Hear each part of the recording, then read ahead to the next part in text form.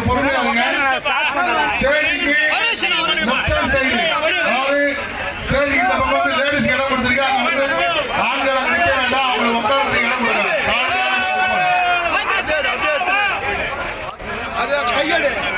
தமிழ்தாய் வாழ்த்து ஆனாவதா பாரு நம்பர் போதா